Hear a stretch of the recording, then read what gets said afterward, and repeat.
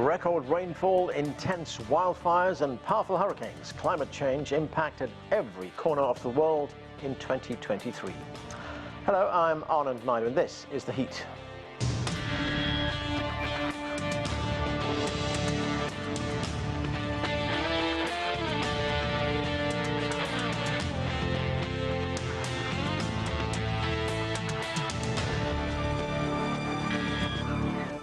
...2023 is officially the hottest year on record, and scientists say we're about to enter uncharted territory.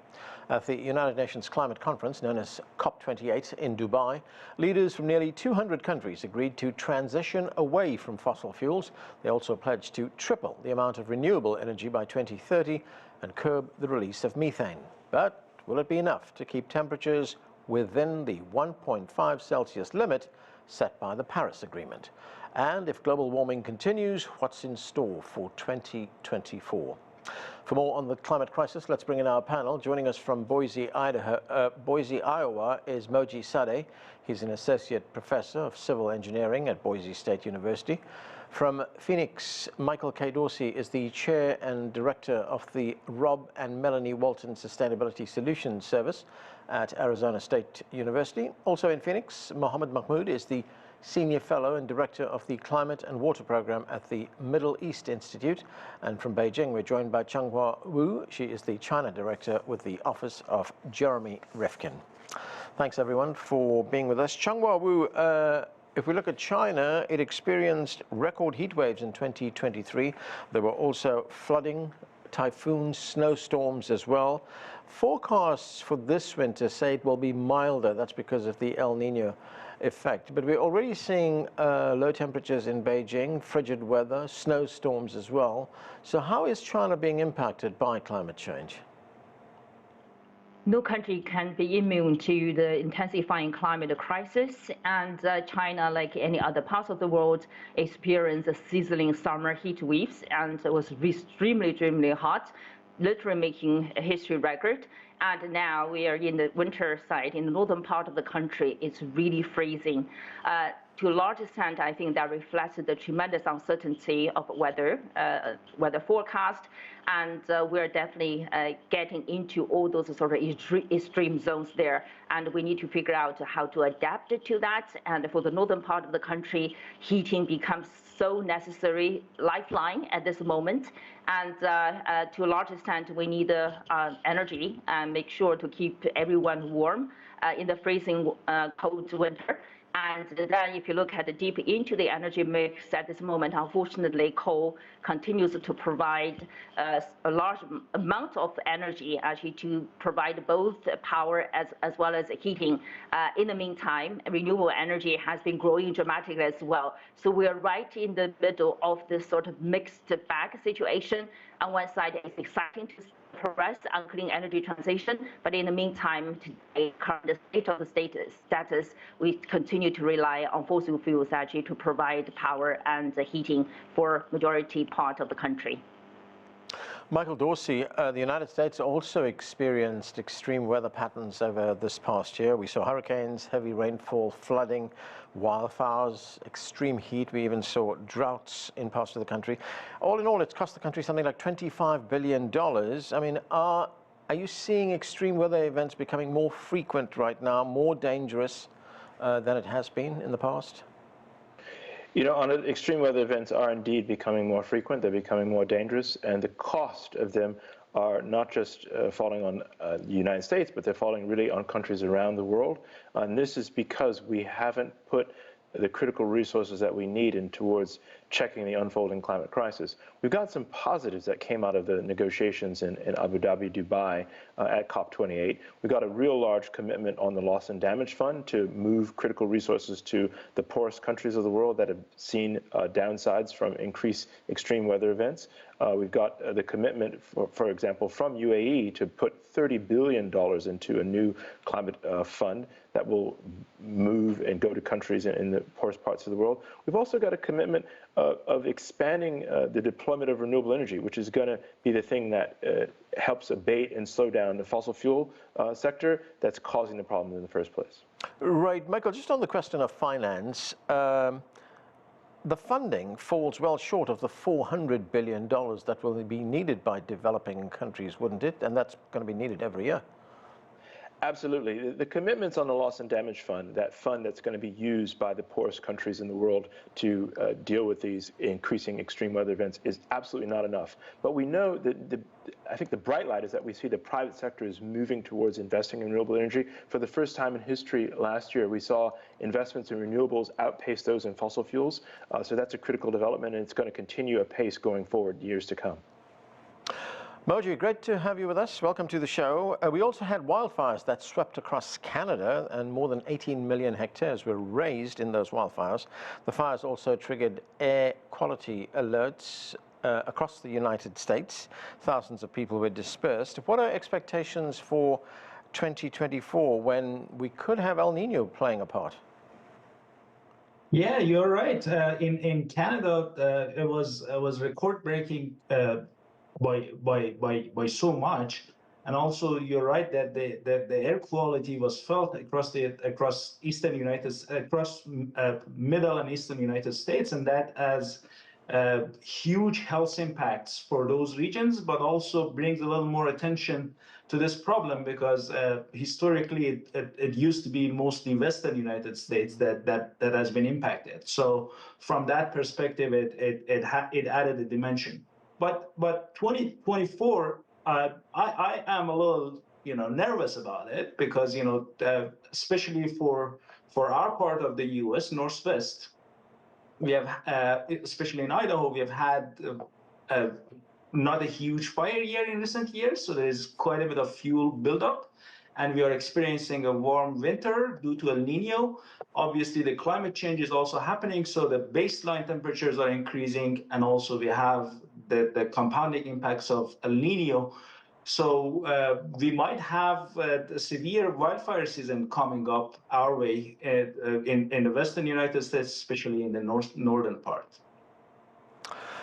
Mohammed, the Middle East, of course, is often cited as the region that is most vulnerable to climate change. Iran, Iraq, Syria, they're facing droughts, they're facing water shortages.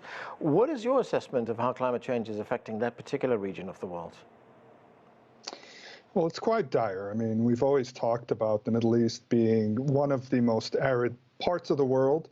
And, when we talk about the rise in global average temperatures, much like this year being record-breaking in that regard, that's the global average. When you look at the Middle East region, that part of the world is actually locally going to experience higher temperatures than the global average. And so with that comes several things, as you mentioned, rise of extreme heat, drought, and so there's compounding factors related to those two variables.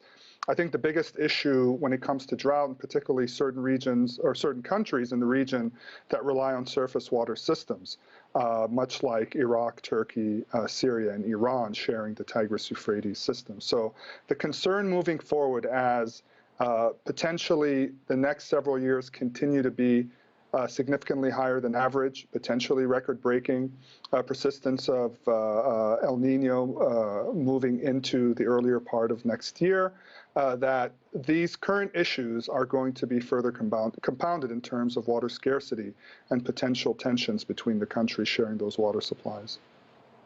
And Mohammed, what is the situation in North Africa? I mean, we saw very serious flooding in Libya. That was after a cyclone.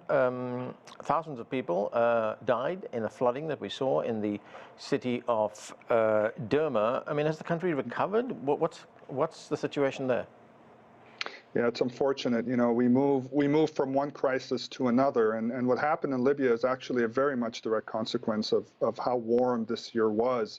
One of the things we always look for in terms of warming and higher temperatures is not just its effect on land, but its effect on the oceans and water bodies. And warmer waters tend to produce more thunderstorm-type events, cyclones in some cases, that generate a lot of flooding. And such was the case where at this point, we're used to seeing more cyclones and significant thunderstorms coming out of the Indian Ocean and water bodies connected to the Indian Ocean, but not so much in the Mediterranean Sea. And what ended up happening in Libya is we actually saw basically a cyclone, was very rare in the Mediterranean, develop make landfall in Libya, Derna, and drop a lot of rain. I think the second part of it, which is the negligence in terms of maintenance and repair for water-based infrastructure, led to the collapse of 2 dams upstream of the town that essentially wiped that town off the face of the map as far as being a functional city. And I think they're still very much struggling because of that. Basic services are still not quite fully online. And there's concern that more of these types of extreme weather events can continue to happen as the upcoming years persist in terms of being warm and hotter. And Mohammed, have people been able to return to their homes in that area, or what's left of their homes? Not as far as I know. I mean, the issue is even if the certain buildings are still standing upright, because not every piece of infrastructure was completely wiped out, the issue is basic services to support people living in these homes and domiciles that are still standing is at risk, right? Because there's water transmission networks, electricity, public utility services are still not able to necessarily be functional and connect to all infrastructure that still remains. So even though some homes may be not wiped out, for people to be able to live in them in terms of the basic services needed provided by a city, such as the case with Derna, are still not fully operational. Changhua, Michael mentioned COP28 earlier on. That took place this year in Dubai. Member countries agreed to transition away from fossil fuels, but critics of the agreement that was reached there say that there's too many loopholes in it. And they also point to the fact that, transitioning away from fossil fuels is not the same as phasing out fossil fuels. What do you think? Well, I do understand the debate, why many people, climate activists and many vulnerable countries actually are not very happy without really having this particular phase out fossil fuel, this particular term, shrined in the final UAE consensus. But in the meantime, I think it's a compromise, but it's a good step forward already in terms of the clarity and the consensus that we do need to move away from fossil fuels, particularly in the power sector first, as quickly as possible. So what the UAE consensus has done is to provide sort of clarity of a roadmap. In terms of moving forward in the next few decades, we need to accelerate that process. Now, by saying that, I do understand how complicated, complex the process will be and how difficult the journey will be. As mentioned, on one side, we are witnessing acceleration of renewable energies, even though the target is set to tripling. That might not be adequate at all, actually, to meet, the target, say, 43% reduction by 2030. But it's a good step forward. China, for instance, has already been making the case in terms of really accelerating the process. By the end of November this year, if you look at the newly installed power capacity, 73% already wind and solar. And if you look at the total already installed capacity overall today, and 34% of the power capacity from solar and wind, is a huge step forward. So 1/3 passing that bar already, but we do need to accelerate that process. In order to do so, we need a global collaboration partnership to really address some hurdles, barriers, including trade barriers, economic sanctions, among others. Without addressing that, I doubt it very much we're going to achieve the tripling renewable energy target at all. Right, and Changhua, in terms of global cooperation, that agreement that was brokered in Dubai, there was a disagreement shortly before they signed the agreement, and that deadlock was broken by the Chinese climate envoy, Changhua, and his US counterpart, John Kerry. They worked together to break that deadlock. And they also agreed to set up a joint working group on climate change. So what can we expect from this group in the year ahead? Many question marks on the table at this moment. We definitely witnessed a little bit of progress forward before COP28, the so-called US-China Sunnyland joint statement on climate actions there.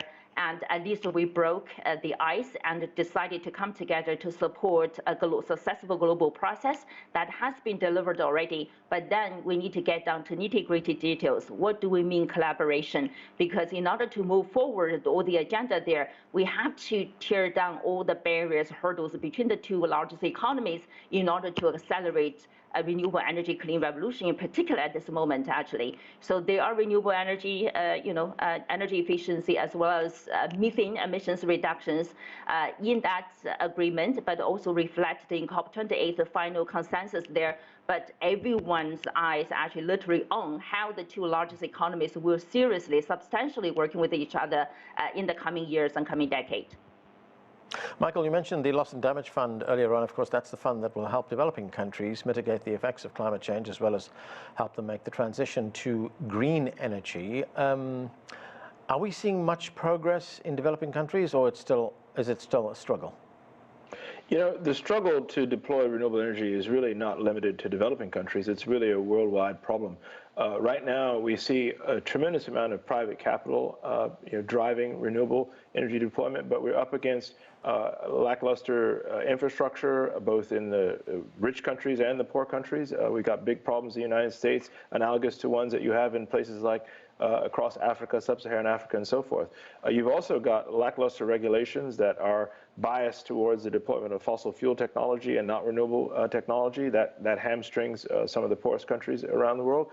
And then you've got the problem with supply chain issues as well that complicates the deployment of renewables. So you've got a triple threat to deploying renewables, but at the same time, even though that's true, we've seen the largest investments from the private sector in history, in humanity's history.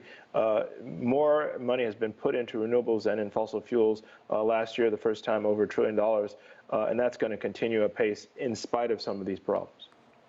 Moji, at this year's COP28, it opened with a declaration on sustainable agriculture. That declaration was signed by 130 countries. The United Nations Food and Agricultural Organization is calling on countries to cut methane emissions from livestock by 25% and halve food waste emissions by 2030. I mean, we don't hear much about these kinds of efforts, but how important are they? They're absolutely important. Food waste across the globe is about 30%. So basically all the water, all the energy, and all the emissions that are associated with the food industry can be cut with some investment in the wealthy countries. A lot of waste happens at the customer level. So that's with behavioral change, with education that can go a far way. And in developing countries, it happens during the supply chain, during provision of food to households, and that also can be improved. So focusing on waste is absolutely a must, and also thinking about moving toward food that is less both in terms of production of methane, but also in terms of food that has a lower footprint of methane. Moving away from too much meat, for example, can be an important factor. But also, thinking about industrialization, thinking about investments, supply chains, all those are super important. Mohammed, the Paris Accord that was signed in 2015, 196 countries signed that accord. The next assessment of where that accord's going, the next check on it will be in 2028. That'll take place at COP33.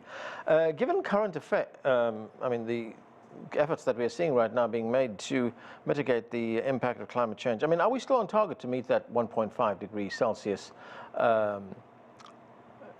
degrees target, that, or are we getting to the point where we won't be able to recover?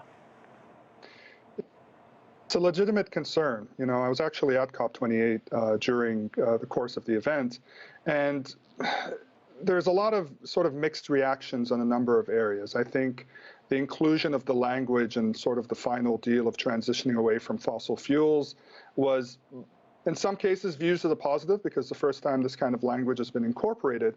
But there was alternative language on the table in terms of doing a complete phase out from fossil fuels. And the concern moving forward is just how, based on how this year unfolded in terms of the impacts of climate change, is that the transitioning language may leave the door open for a slower rollout of activities that can help mitigate climate change in terms of transition to different types of low emission energy, transitioning to renewables, phasing out of high emission types of fossil fuel and other alternative or other types of energy.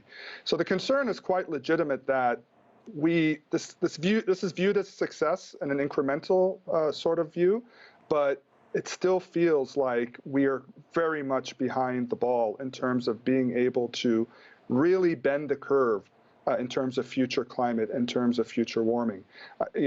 I'll just mention again that earlier this year, the World Meteorological Organization had said that there is a 90% chance, a greater than 90% chance that one of the next 5 years are going to be record-breaking. And the fact that the first year, 2023, is really alarming in terms of what the next several years will look like. Not every year may be record-breaking, but I think we've shifted into a paradigm in terms of climate regimes where the future is going to look significantly warmer than the past. And when I mean the past, the last few years, which were already the warmest 8 years in record. So there's concern that by the time we do the next global stocktake, or by the time we do a sort of reassessment of where we are, we may be falling further behind than where we currently even are, which is still very much behind where we need to be in terms of proper mitigation of future warming. Changhua, according to some estimates, it will take something like 20 years before renewables become the single largest source of energy. And if we look at China, I mean, China sort of straddles that goal, doesn't it? I mean, it's made considerable progress in renewable energy technology as well as deployment, but it is still heavily reliant on coal for its energy needs. So at what point do you think China will be getting most of its energy needs from renewables? Well, there are targets set already, right? China has committed to peaking its emissions before 2030 and achieving carbon neutrality before 2060. So roughly, we have this sort of timeline in mind in terms of the journey, actually, that China will travel. Of course, put that in the global context of intensifying climate change, that probably won't be quick enough. That's why the attention is now focused on how to accelerate transition away from fossil fuels, to start with the power sector there. As I mentioned earlier on, all the data coming out of in recent decades, particularly this last couple of years actually from China, is really, really exciting, inspiring in terms of how quickly China is making the case in terms of acceleration to transition away from fossil fuels. But in the meantime, the issue is much more complicated. As we are talking about here today, it's about energy security, it's about water security, it's also about food security. So those are the essential services actually supporting human system survival on this planet somehow are getting into the landscape. We have to figure out how to address them at the same time. And on top of that, we're talking about humanly created, intentionally created hurdles like supply chain security, like trade barriers, tariffs, sanctions, among other elements there. So the issue is complicated. As I said, on one side, China is making its effort to accelerate the process as much as possible, not only just solar and wind, but also batteries, electric vehicles. So today, it's not just technology anymore. China has made the case. The issues are more about the hurdles actually holding back the acceleration, and seriously, global community needs to really zoom in on those factors and trying to address that. As I said, otherwise we cannot possibly achieve all the targets actually we set on the table. Michael, the next COP conference, COP29, that'll be held in Azerbaijan. That takes place next year. What are the kinds of markers that you'd be looking for in the year ahead as we approach that conference? So, Anna, we're going to have to see a much more aggressive set of commitments to be on course to avoid a 1.5 degree pass-through. Right now, we're not anywhere near that, so we need those extra commitments. We're also going to need to see vastly more monies from the public system, the multilateral system, to go into the loss and damage fund to help the poorest countries. And then we're going to have to see real commitments, and by real commitments, not just nice statements about getting us out of fossil fuels. We're going to have to see commitments with benchmarks, with targets, and really with investment guidelines, particularly for the multilateral system. Right now, the World Bank, for example, is still overly invested in the fossil fuel sector with no plans at all to dial out of it. So we're going to need to see at least those three things: real commitments on avoiding 1.5 degrees of temperature rise, more monies for the poorest of the poor, and then real plans to dial out of fossil fuels, which we have none of the above so far.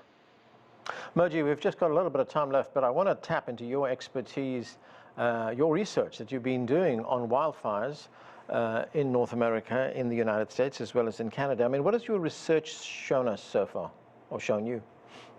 Absolutely. So what we have found in the last 2 decades, the number of people directly exposed to wildfires, so people that lived within the boundary of wildfires, have more than doubled across the contiguous United States. And 3/4 of that trend is attributed to wildfires going out of hand, not being controllable, mainly driven by these hot, dry, windy events that are climate-driven, and many of them anthropogenic climate-driven. And also the people that are disproportionately being impacted are the poor, the elderly. So the impacts on the burden on the disadvantaged communities is a lot larger than the rest of the people. Mohammed, there was a report in the British newspaper, The Guardian. It said that the final deal at COP28 failed to recognize the historic responsibility of the developed countries, such as the United States, the United Kingdom, the EU, Canada, for the situation that we find ourselves in right now. It's a question of attitudes, isn't it? Do you think it's going to change? Yeah, I think the real simple matter is, we hear a lot of deals and negotiations in terms of language and intention. We see a lot of funding that happened at the beginning of COP, at least the UAE as host, kind of checked that box in terms of the loss and damage fund, some of the other funds that came forward. But at the end of the day, it's all about execution and implementation. If you have sufficient funding, if you have sufficient intent, policy, all that doesn't matter until those intentions are actually put into the ground, put on the ground and implemented. And to me, that's where we'll actually see a net effect in terms of mitigating climate change and trying to stay within the 1.5 or 2 degrees Celsius warming threshold. And very quickly, in about 15 seconds, Mohammed, I mean, we look at developed countries and there's so much that takes away their attention right now. There's conflicts going on around the world. There's other issues they have to handle, the economy, inflation, etc. Is climate change high enough on their list of priorities? Well, I'll tell you what, if it isn't right now, it will be. Because yes, there's other crises taking place, but the reality is amplification of climate change is going to affect countries in multiple trickle-down effects socioeconomically. So it will very much be a concern if it isn't already. Okay, that is where we have to leave it. Thank you to all of you for being with us. That's it for this edition of The Heat. I'm Anand Naidu in Washington, D.C.